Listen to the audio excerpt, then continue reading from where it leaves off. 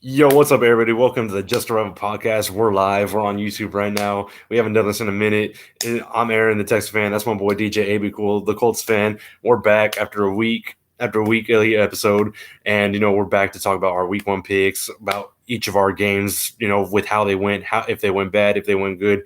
Coming from a Texas fan, it went bad. As a Colts fan, it went good. So it's kind of one of those where it's like I wish it both went good, but we're gonna get into it. To start off, we're gonna go into what was such a great game to start at 12 o'clock, which is for Colts fans, the Colts versus Dolphins. And I said it last week. I had a feeling that Colts were going to win, Dolphins were going to look desperate, and honestly, that's what I saw. I didn't get to watch the full game, but I got to watch separate plays here and there whenever I got the chance. But from me as a Texas fan, I want to get into as a Colts fan, like what you saw, DJ, with what all went right for that blowout. Like Dolphins shouldn't have really scored. They were just given, mercy points. Yeah, I mean, I'm just as shocked as you are, man. Just as shocked as you are to kind of look at that game and kind of see, hey, the Colts somehow broke the week one curse, right? Haven't Yeah. won since 2013. So just feels so good. I mean, to be in the Colts fan base right now, to be a Colts fan. Mhm. I think that just like looking at that game, when you look back at it, Daniel Jones, 22 for 29. I mean, Yeah. like, where was this guy in New York? And I think that's a lot of questions that Giants fans even have is like, wow, he looked like Peyton Manning in this game. He looked like Yeah. Andrew Luck. So many comparisons to other quarterbacks. And it's just one game, right? I think people kind of, go in this like thought process of like, oh, wow, he's going to do this all year. Well, again, we still have a whole season to play. This is just the first week, right? But just an interesting stat to kind of look at to review this game, right? Colts win 33-8 at home. And when I was looking at it, according to NESN, one of the previews for the Miami Dolphins Patriots game that's happening this week, it was reviewed that Miami blitzed at a league high 48.5% in week one. Damn. The highest in week one. Out of all the teams, they blitzed the highest, Mhm. while their pressure rate was only 24.2, Aaron, Oh, wow. 29th in the league. Wow. That is insane. I mean, the Colts offensive line performed outstandingly great. For them to Mhm. get blitzed at 48.5% and be able to hold the ground for Daniel Jones to have time to throw the football, you got Yeah. to give credit to those guys in the front.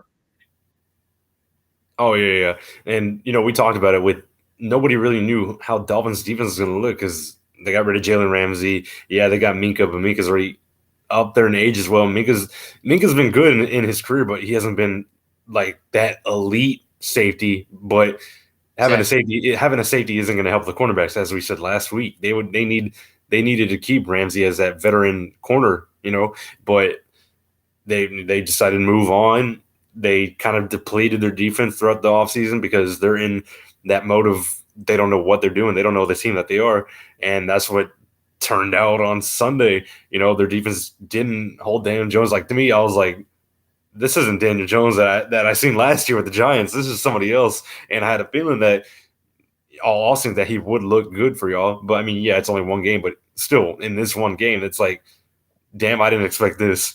And when it comes to their offense, Tua, you don't know where he's going to go with, his season and all that, but with how he looked, with the desperate throws he was throwing, getting picked off 2 times, it was like, where was this? Or is this high-powered offense that we're used to seeing with the speed of Tyreek, the speed of Jalen Waddle? Like Tyreek Hill only having 40 Exactly. yards, Waddle only having 30 yards. It's like they were just kept quiet. And yeah, A Chain put up 55 yards, but that's just low for each one of those guys.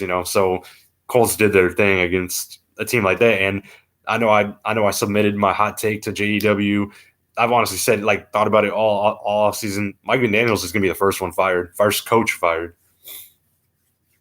No, yeah, definitely. I mean, when it comes to Mike McDaniels, he's a really great offensive mind. And Hmm. then just as that head coach for the Miami Dolphins team, we have been knowing that the Miami Dolphins have been having locker room issues, right? Yeah. Especially in that locker room, just the environment just hasn't been great in Miami specifically. And Mike McDaniels, as a coach, right, it's just, seasons where like they're kind of in the middle of the pack. They make the Mhm. wild card and then they lost to, you know, the Chiefs in that wild card game back Yeah. then when they were in their prime, you would say, right? When the Dolphins were up to gear, when their offense was high Mhm. speed, right? And then now their offense kind of, no, I don't want to say it's a loss of identity, but it kind of starts to look like that, right? I Yeah. mean, if you look Yeah. at the Dolphins in that game, they didn't really have an identity specifically on offense, or you could even argue in defense. I mean, in defense, they're blitzing a lot, trying to get Mhm. pressure, right? Trying to get to Daniel Jones and stack the box, right? Not allowing JT to run. And because JT only had 18 for 71, right? He wasn't exactly, really like in his shine there or trying to get a lot of yards. And not if he was able to, because the Dolphins just stacked the box every time, countless times. And Yeah. Daniel Jones was able to find these weak points in the flats and Mhm. able to find guys on the outside. I really like what I saw from Daniel Jones in this game. And it kind of goes to show you, though, when you look at the past 2 seasons with Shane Steichen as, the play caller and the creator of the system, Mhm. you kind of start to question, right? Like, was it the quarterback play that prevented the Colts from making the playoffs the past 2 years? Honestly, when it comes to that, I Yeah, feel it's a mix of everything when it comes to that. Like I can't like of course we all talk about Anthony Richardson and yeah, all that, but I can't just put all blame on him. You got to put blame on the exactly. scheming, Yeah, the receiver's health, the health of the offensive line. Now that this season started with week 1, of course everybody's healthy. Thankfully y'all didn't have a major injury throughout the game. So everybody was pretty well systematic with each other. They had all season to build their chemistry, no matter which quarterback it was, from Anthony to Daniel Jones, and that's why it showed. With I feel like I can't put into prediction of how Anthony would have looked if he started, but with how Daniel Jones looked, he just showed that he's been a veteran in this league for a minute, especially with a terrible team with the Giants, and now that he's finally on a good team that I feel will be good throughout the season, he's going to shine. exactly. And I totally agree with that. I think the Colts, again, great start to the year. The defense didn't even get to touch that much on the defense, but Lou Anarumo, he's Dr. Lou now. No longer Lou Anarumo. I think they were all right when they were saying all like the Bengals fans were like, he's a mad scientist, right? All the Bengals media, the mad scientist. And I think all Colts fan base and the media just think, hey, he's a mad scientist, right? He's Dr. Yeah. Lou. He's a guy that is going to figure out a way to confuse quarterbacks, right? And when it comes to quarterbacks like Tua Tagovailoa, if you take away his first read, you start to make him uncomfortable where he's getting confused on where he wants to go with the football. He's going to panic. And you saw that Yeah. in this game. Three turnovers for the defense there. Really excellent. Get 3 sacks, a lot of pressures. Again, Tua, very uncomfortable in this game. And you could see that Mhm. Colts defense. They even dropped Ladu in coverage, and he got a Yeah. pick. So I'm like, I don't even know where this new defense is coming from, right? But it's clearly of finding a defensive identity. I think that's what Lou wanted to do in this game more than anything is Yeah. start to find the defensive identity. And I think that's what you started to find in this game. What the defense is that really just getting those turnovers, getting pressure on the quarterback. I love the stunts that he would Mhm. mix in up front, right? Because I mean, our past defensive coordinators and Gus Bradley and Matt Eberflus never ever really sent a lot of stunts, right? They Yeah. never sent stunt blitzes. They never got creative with sending in Kenny Moore on the blitz or Nick Cross, right? So Yeah. now it's just a lot more creative of who you're going to send to pressure the quarterback. So I think, again, flawless game. This Mhm. is a week 1 movie, you could say, a script, right? Everyone had a part. Cam Bynum got an interception early on. Yeah. That's why we signed him, right? That's why the Colts did what they did. Travarius Ward had a good game, and it's kind of unfortunate that Travarius Ward is not going to be available for this upcoming game in week 2. Mhm. But the new additions in McKee Blackman and you already had Edwards at corner, a young guy willing to prove it, right? So you have some good depth at corner there, and I still feel confident that the Colts secondary will look good next week as well.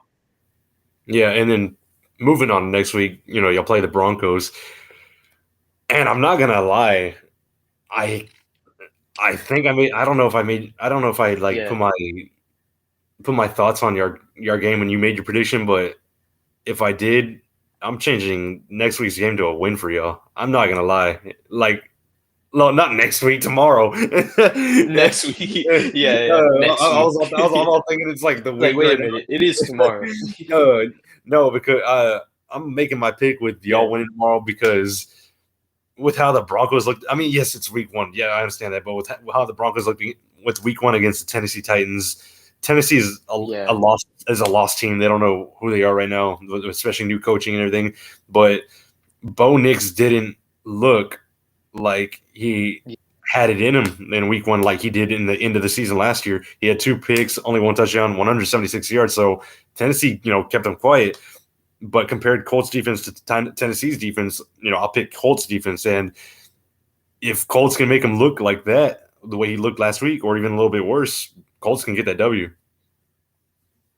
No, definitely. And it's kind of shocking to me when I look at that game, right? When it comes to Yeah. the preview of that game in particular, the Colts Broncos. I feel in general like the Broncos are just going into this game a little more overhyped than usual. They're getting Mm. more overhyped by the media, right?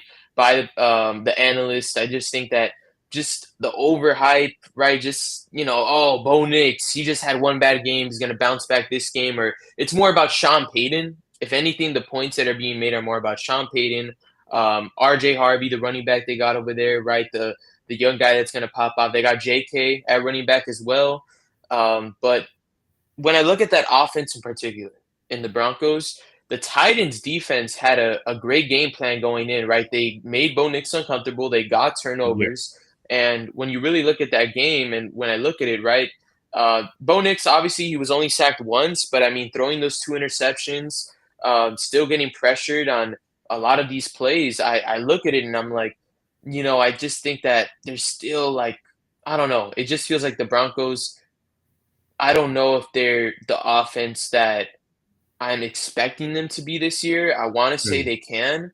I like RJ Harvey. I like the running game. Their Yeah. offensive line still pretty solid. They have Courtland Sutton, so again, they have these weapons. It Mhm. all depends on Bo Nix. How he shows up in this game. It really just all depends on him.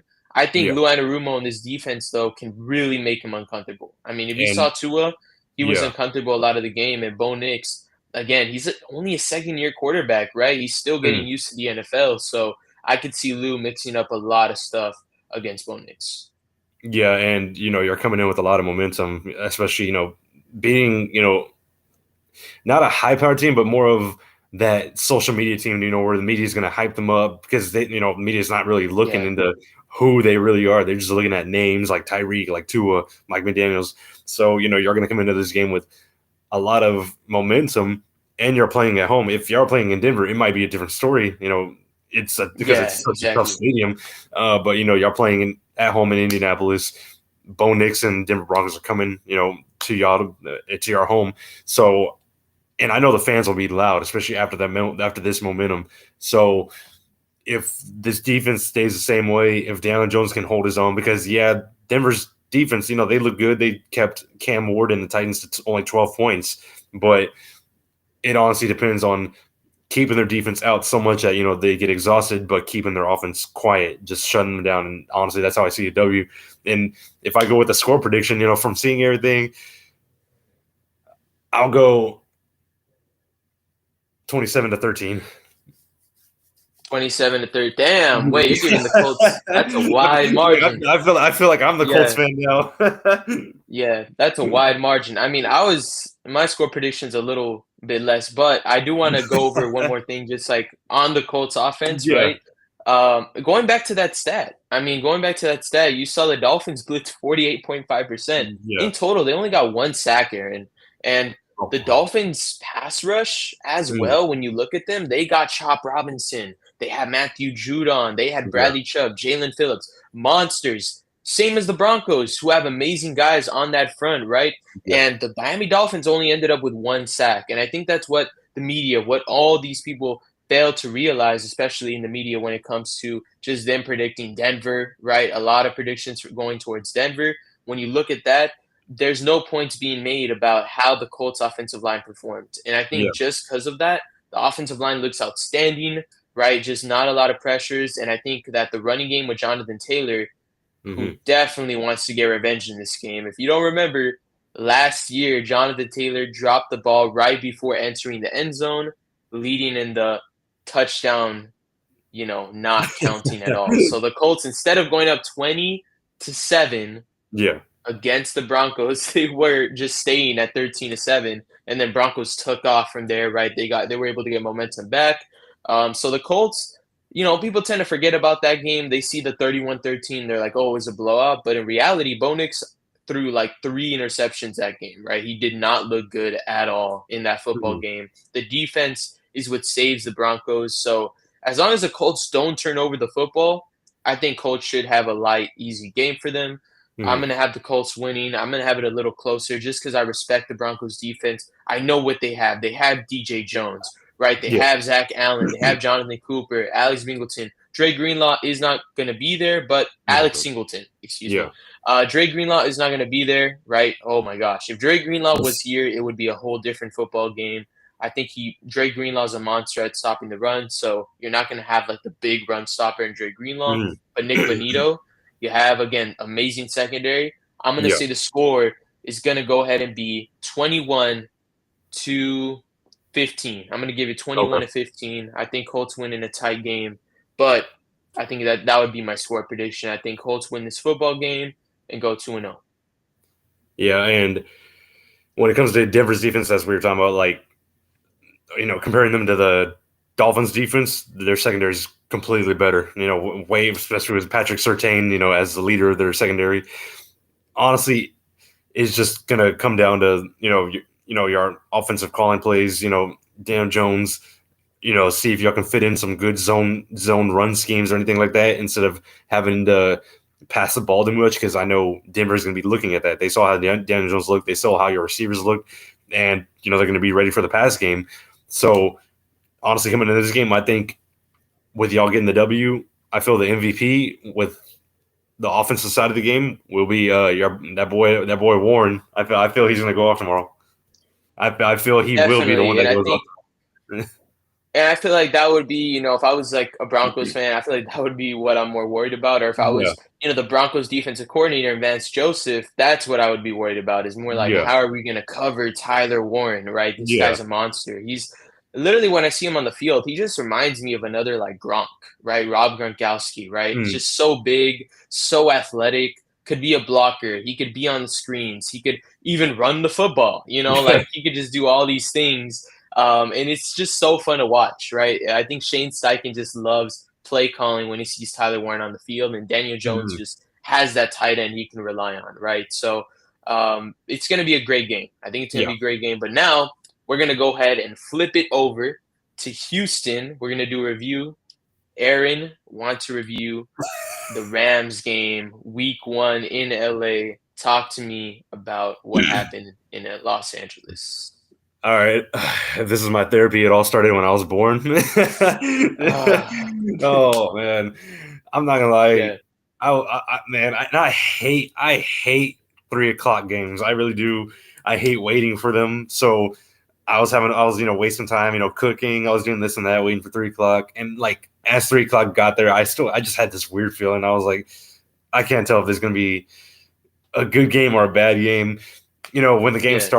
When the game started, it already looked bad. We were on defense. Stingley got hurt. He was dealing with he got hurt because he made a tackle on Devontae. Our linebacker Henry Teletoa made a hit on Devontae, which led to Derek twisting his body, which gave him a hip injury, but not a severe one, just the one that you're going to feel all game. And that's what happened with Derek all game. You could tell that he was hurt, but he still wanted to be there, which is the type of player he is. So Mm. yeah, everybody wants to say Devontae went off on Stingley, but he only had 4 catches for 50 yards. I feel that's more of they were kind of, but it was kind of like a 50-50 one-on-one. Uh, but overall, the game, that was such a lackluster game for the Texans because you had the Rams who never had Matthew Stafford practice with his first team offense all offseason at all. So they were still trying to build their chemistry. Yeah, they played last year with each other, but going into the offseason, you lose that chemistry because you haven't seen each other in a while. Uh, you know, with their offense as well, you had Puka go off on us after he got a gash on his face, and I was like, "Oh, here we go. This is gonna be bad for us." Uh, Yeah. but I'll talk about the offense first because that was just abysmal how we looked. I honestly hate that all of our points were based on field goals, no touchdowns. I think we were the only team that never didn't score a touchdown this whole week one.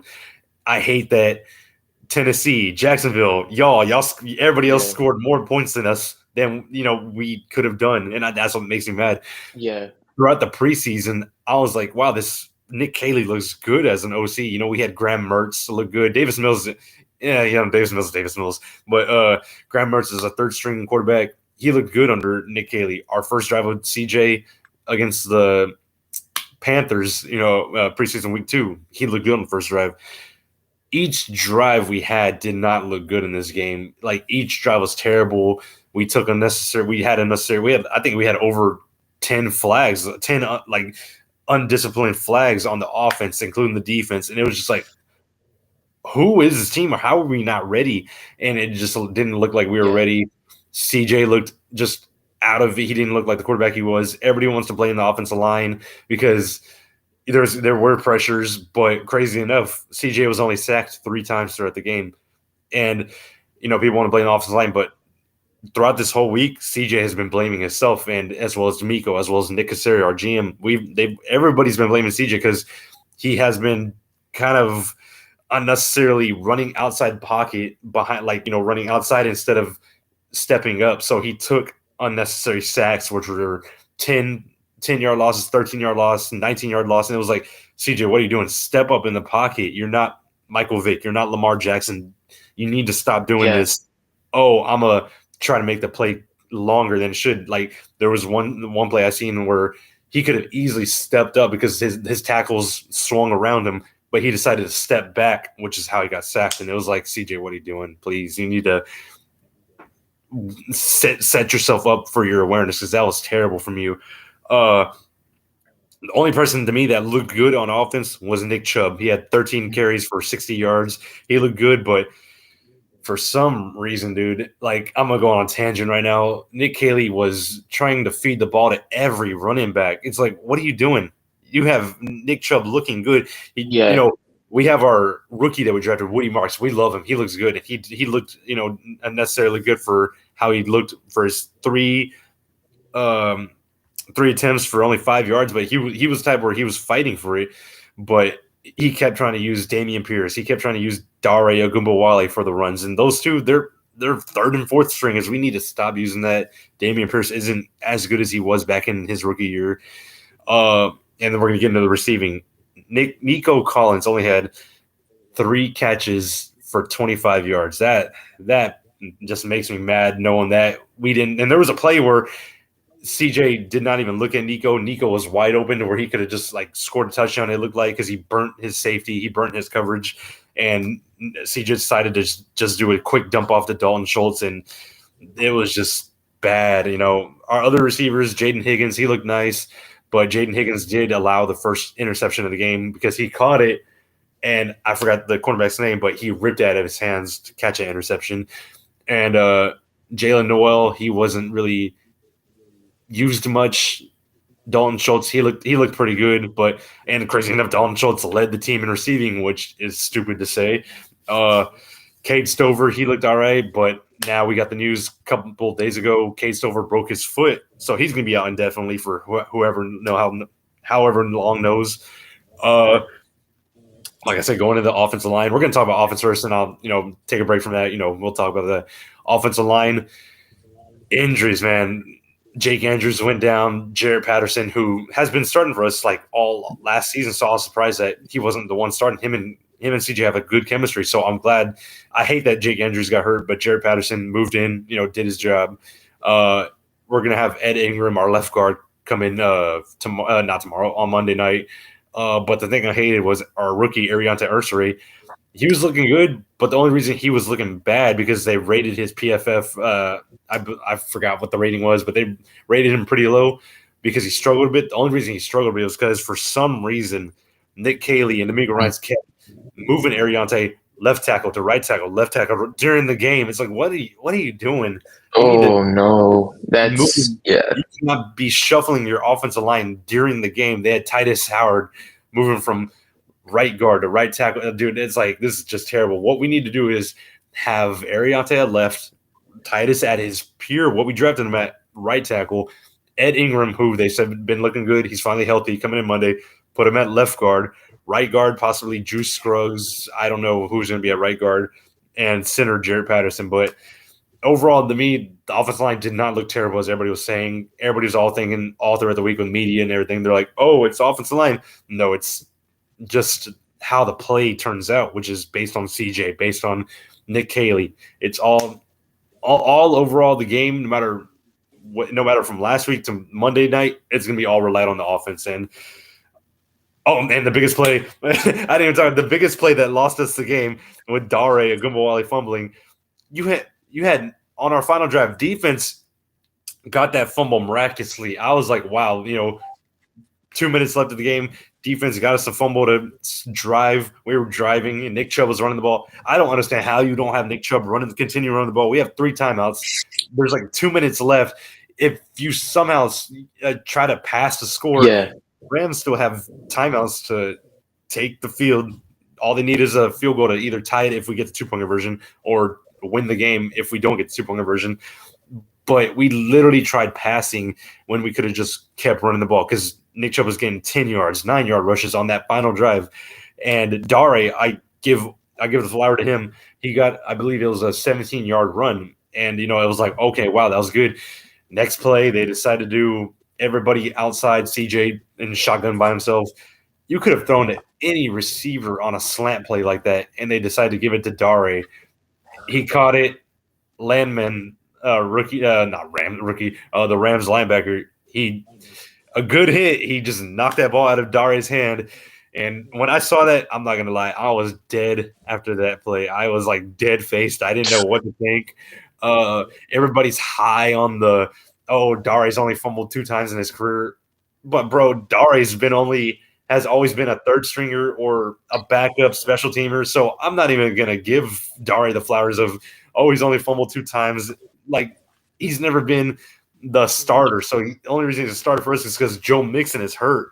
And Nick Chubb is that we don't know how much we want to play him based on his injury, his previous injury. So, a dumb play like that, giving it to Dare instead of Nico, instead of Jaden Higgins, instead of Dalton Schultz. Like, it's just, what are we doing? But, with your thoughts on the offense after my tangent, it's like, coming from a Colts fan, in case you watched it, what'd you think? What I was thinking, and from what I saw, the game and then the clip specifically, right? Just looking at the film, CJ Stroud, like you were saying, right? CJ Stroud just trying to do too much, Yeah. but it's more like he has to, right? The offensive line isn't in a state to kind of protect him in the pocket. It just really looks like CJ Stroud isn't really comfortable with the offensive line play. I don't think he's comfortable behind his offensive line. I mean, it always looks like he's kind of like rattled, like looking to like go outside the pocket, trying to find the guy on the outside, right? Trying to do a lot. And it almost just kind of, reminds you of like when you look at CJ Stroud, you look at a quarterback who's getting too flustered at times, right? Just the offensive line play wasn't there. And when it comes to running backs, you were saying, right, Joe Mixon is hurt. Who knows for how long he's going to be gone, right? Because Joe Mixon is one of those guys that can, despite the offensive line play, will still find a way to make plays, right? So Joe Mixon just not having him on the field, you could see how really necessary it was to have Joey Mixon on the field against the Rams, because him not being there, you can just see the difference, right? The run game wasn't the same with Nick Chubb because Nick Chubb also kind of playing on a little injury, right? You still have weapons in Nico Collins and all the guys you have downfield, right? Xavier Hutchinson, Jaden Higgins, right? But just CJ Stroud, just the uncomfortability there. And, more on the defense, though, I think the defense was amazing, right, for Houston. They were able to, get pressure, a good amount of pressure on Matthew Stafford. They got 3 sacks, right? Pretty solid. And from what I saw, right, when you look at the pass rush, it was good. When you look at the secondary, Devontae Adams, he's going to get his catches, right? It's just inevitable. He's a great receiver. Puka Nacua, is a star. He got over 100 yards, and Yeah. I think it's just so hard for these corners. It's hard for any corner to cover Puka Nakua. I mean, he's just an amazing receiver, and you saw that in this game. The Rams, ultimately, I think what led to the Rams winning was more though because the Rams are more organized as a Yeah. team, Yeah. especially on offense, right? With Sean McVay calling the Mhm. plays and calling the shots and organizing the team. I think the team structure was a lot better. I feel like when you look at Houston, it Mhm. almost feels like, yeah, the defense is put together well, but the offense is just almost a mess, right? Even Yeah. with the new offensive coordinator coming in and the offensive line, why are you switching, your left tackle to the right tackle? It just Yeah. doesn't make sense. That doesn't make sense. That doesn't show even, responsibility. You can put responsibility on D'Amico as well Yeah. for not getting the offense organized and ready for week one. And that's what was said all in the media this press conference. And I'm glad all of our reporters, all of our media were really pushing these questions on D'Amico. It's like, because me, I was honestly so mad. I was tired of seeing D'Amico. I was tired of seeing D'Amico all week. But they were pressuring because they know D'Amico's a fully defensive guy. So you feel like he doesn't care about the offense. You feel like he's just giving Nick Caley the first year OC job ever. You feel he's just going to give him the reins, being like, all right, you do what you want. I'm not going to really focus on the offense. I'm focusing on my defense. But D'Amico was putting blame on himself. He was saying, I'm the leader of this team. I'm the leader of this offense. So I'm going to make sure these guys are, disciplined. You had CJ talking about, I want to hold everybody accountable. We were what they said all week was lollygagging. They were like, we were just lollygagging before the game. We didn't look like we were focused, and that's honestly how it looked. Nobody was really disciplined and focused. It felt like they expected that they were going to win just based on who they are, like, instead of based on how their game plan is going to be. But that's the crap. That's the crap that isn't going to work out ever in the NFL. Like, I understand the awareness of CJ was good. Like, compared to last year, he did look good with running outside the pocket. He made his yards to like run. He's never really ran at all last season, but he ran, to get outside the pocket, get the first down, and I love that. But when it comes to the pocket being a mess, it's just either throw it away or find the right man real quick. Because I like CJ. You played at Ohio State against great defenses. You know how it looks to stay in that pocket, throw it to your man, find the right guy open, make the play happen instead of being in.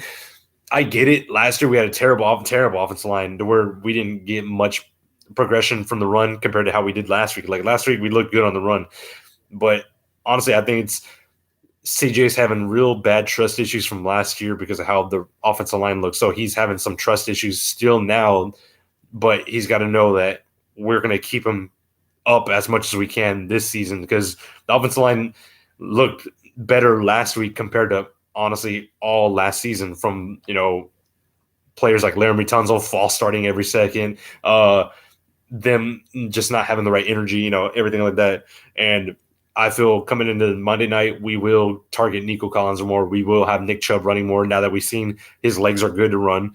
I feel overall we will have I pray to God we have a good offensive game, because if we don't have a good offensive game, I'm going to come back up in here like not knowing whose head I want cut off right now. But when I get to the defensive side, overall, we look good. The defensive line looked just tremendous. Our defensive tackles, Foley Fatukasi, Mario Edwards, Sheldon Rankins, they all look good at Will Anderson. My Daniel Hunter, I almost forgot his name. They all look good. Secondary, they had, secondary looked good. Derek Stingley, like I say, he dealt with his injury, but he still played like the great cornerback he is. The one he got paid this offseason, so he's playing his heart out for us. Our linebackers look good. Aziz, he's the one that forced the fumble at the end of the game, which was great. Henry To'oTo'o, great tackler. I love to see him.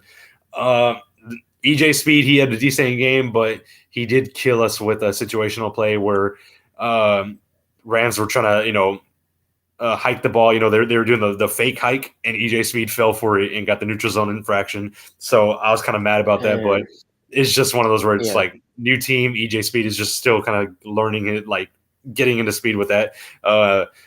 Secondary, they had their struggles though. Kalen Bullock, our safety, He's the one that should have seen the first touchdown, which was to, I believe Parkinson was their first touchdown.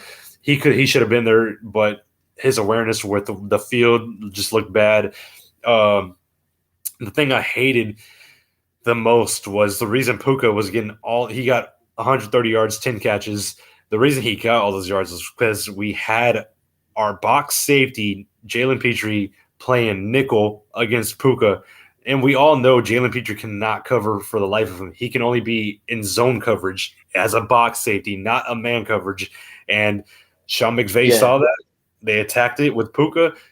I don't know how D'Amico or Matt Burke, our defense coordinator, I don't know how they kept Jalen Petrie stuck on Puka. And yeah, you can say Puka didn't get a touchdown, but Puka was the reason they kept driving. Like that's how you keep a drive going. Like, are you stupid? And the reason that it got me mad because Stingley, I saw a play where Stingley was on their tight end instead of Puka. I'm like, Stingley does not need to be on the tight Damn. end covering when Yeah. Jalen Petrie is getting burnt by Puka. So that made me mad. Kamari Lester, he was on Devontae, he was on their other wide receiver. He kept them quiet. But overall, it was just that. So heading into Monday, we're going to move on to Monday night. Baker Mayfield, Emeka Buka, who I wanted so bad in the draft. I wanted him so bad. Mike Evans, that's a high-powered offense. Bucky Irving, the running back. I know Buccaneers are more of a passing team, but so I believe we will keep Bucky Irving quiet because I feel this will be a high-powered back and forth game with our offenses. I need to look into the Buccaneers defense. I don't know how good I didn't get to see how good they looked against. I believe they played Atlanta.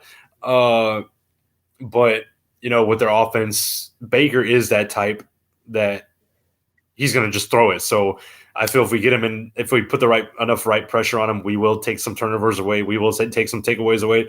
But all I know is Stingley better be on Mike Evans. Kamari better be on Emeka Buka. I better not see Jalen Petrie on Emeka Buka because that's going to look ugly and I'm going to be mad. So D'Amico Ryans, Matt Burke, they better be ready for Monday night. Nick Caley better have this offense ready for Monday night, or else we're going to look at Nick Caley as if he's Bobby Sloag 2.0. Yeah, definitely. And I mean, when you look at, the Bucks and Texans, right, for instance, I think it's definitely going to be a great game. Yeah. The Buccaneers, the last time they went into Houston, it was quite the shootout. I don't know if it's going to happen this time because, the Texans defense is better from that Yeah. time when Yeah. they allowed over 30 points. But I think that this is going to be a good game. I do have the Texans winning this football game. I think you're coming back to Houston. You're going to have your home opener. It's a prime time. It's Monday Night Football. I think Yep. CJ Stroud wants a rebounds into this game, and I think that this game will be kind of that, it's going to be a good game. I think it'll be a great game. I'm going to give the Houston Texans winning over the Buccaneers, and I'm going to say it's going to be 24-20. Okay. And me, oh god, it's just me not trusting this. It's my trust issues with this offense now. It's only been 1 week and I'm already having trust issues. And dude, I'm not gonna lie, it's so bad. Like I'm in a Discord with my Texan fans. Shout out to Sauce Sports. I've been a fan of them since 2017. I've been in the Discord for a while. It's so bad that everybody in the Discord is saying I miss Deshaun Watson. It's so bad that they miss him. I'm like, oh man, we're at this point. It's barely week. We barely passed 1 week, and we're already talking about we missed Deshaun. But now with this game coming up on Monday, I'll clock it as a Texans W. Oh my, I'm gonna go. Damn, I'm gonna go 23-16. I'll go with 23-16. 23-16. That's a good score. I think that's Yeah, a good I score. feel it will go down to the end. Yeah, definitely. But yeah, I mean, Texans, Bucks, we got Broncos, Colts, who are going to play Sunday at, I believe, We it's going to play be at a 4 12. No, p.m. not 12. Eastern game. Monday. So, oh, yeah, yeah. It'll be a 4 p.m. Eastern game for the Broncos, Colts. So I think they moved it. They're starting to move a lot of Colts games instead of being at Yeah, I the seen usual that. 1 p.m. Eastern to 4 p.m. And I think that's just Yeah. because of how Daniel Jones performed week 1. because they think all these games are going to be Yeah. good, which I agree. I think they're going to be really good. Hoping to get this week 2 win. I Mhm. think the Colts can definitely do it. But yeah, it's going to be it's going to be amazing.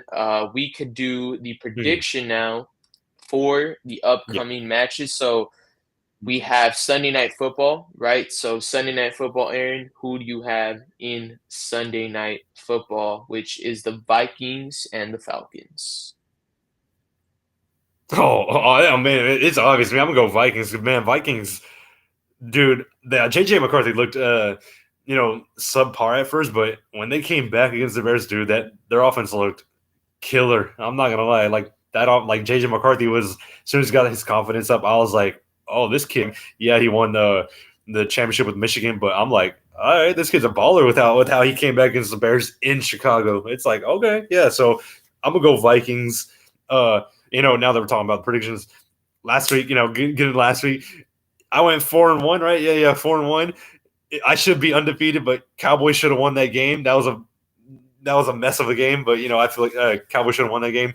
And if we made this live episode for you guys before Thursday, I was going to pick Packers, so I'll count myself as 5-1 right now. All right, but yeah, Yeah, Sunday night I'll go with Minnesota taking the W over at Atlanta in Minnesota. yeah, I think I'm gonna have Atlanta here. I think the Falcons. I love what I see from the Falcons. They were about to beat the Buccaneers, but Mm. their kicker missed the field goal. Yeah, Yeah, that's so true. That's right. that happened. So I don't know if I trust the kicker too much. I mean, he did miss that one. I think he can, make other field goals, but it was just a lot of pressure on the kicker. But at the end of the day, I think I'm going to go Atlanta to win this one against Minnesota just because I like Michael Penix. I love JJ McCarthy, but again, Michael Penix, great quarterback, amazing QB. I can see the potential in him, and I think this will be a game where I could see Michael Penix going in there and winning this football game. So that's going to be a great game. You have Minnesota, I have Atlanta. Then we're going to the Monday night doubleheader. So Mhm. you obviously have Tampa Bay, Houston, Yeah. right, on Monday night. But you Mhm. also have Chargers at the Raiders. So who do you have in that Monday night matchup? Okay, like I said, with Tampa Bay and Houston, I already picked Houston. With Chargers in Las Vegas, I'm gonna go Chargers. Justin Herbert looked good against the Chiefs. Their defense is a little. You don't know how Chargers defense is really gonna play out all season, but they're the type of defense that'll hold their own, I guess. But their offense looks good, so I'm gonna go Chargers. Las Vegas looked all right, like mid average at best, but Chargers I feel at this time in their moment right now, they want to take that division. So I'm going to take the Chargers to get that W. Yeah, most definitely. I'm gonna go with the Chargers as well. Los Angeles. I just like what I see from Justin Herbert. I see a confident quarterback that can get the ball to the weapons, and I like the weapons he has. Keenan Allen and Quentin Mhm. Johnson. It feels like the Chargers of the old, right? But Yeah. now they're kind of hitting their peak with Jim Harbaugh back there at head coach, and their Mhm. defense. I think will continue to show that it's a really good, solid defense. I think, they just I believe in that Chargers defense. I think they're going to be able Yeah. to get pressure on Geno, and I could see the Chargers winning this football game. I like the Raiders, but at the same time, like you just mentioned, Aaron, I just, when I look at Geno Smith and, that football team, I just still Yeah. think that the Chargers would end up being a better roster all the way around. But yeah, so at the end, I think I'm going to go Chargers here. I think Chargers will get the victory. But now, ladies and gentlemen, we're gonna go ahead and close it on soon. It was a beautiful. Right now, it's a Saturday, and Mhm. tomorrow we have football yet again to cheer on our teams. Aaron, any last words before we hop off the live stream here? Honestly, coming back to looking at it, I thought the Sunday night was different. Honestly, I'm gonna put some blame on the NFL schedule makers because they should have made that Eagle and Kansas City Chiefs game the Sunday night game. That's a primetime game right there. But and I would have picked Eagles to win. It'd be nice to see the Chiefs go 0-2. But no, overall, you know, let's just see how tomorrow goes. Like we said, we both got the Colts winning Monday night. We both got Texans winning. Let's see how both of our games go. As a Colts fan, y'all have all the momentum. As Texas fans, we're hoping that we don't go 0-2, but we'll see as time comes. But overall, not much else. Just a great episode. Great talking to everybody. In case anybody was watching this, we come on here every week, having fun. Now that football is back, we love it. All praise to JDW. Hope you're recovering well, buddy. But overall, we're here every week. We're gonna bring all the content. We're just here in case you need us. If you need something, we're here. Put in the comments, whether in live, whether in the comments after the video. We'll answer every question, every episode. Yeah, exactly. And that's what it's gonna be it, ladies and gentlemen. That's gonna be it. This is the end of the podcast.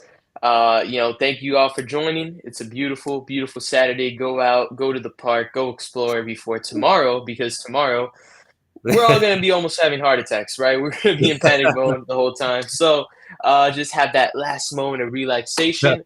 And thank you all for joining. And you have been just arrived.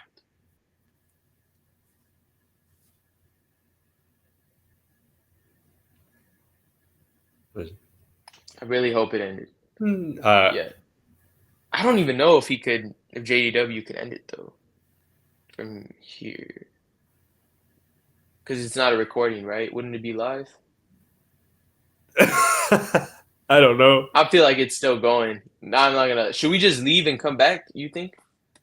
Because I think we just gonna message him. Let's see. Okay. Yeah, we gotta message him that we ended it. That way he can end the live. All right, hold on. Let me see if I leave. Let me see if I. Yo. All right. Y'all be safe.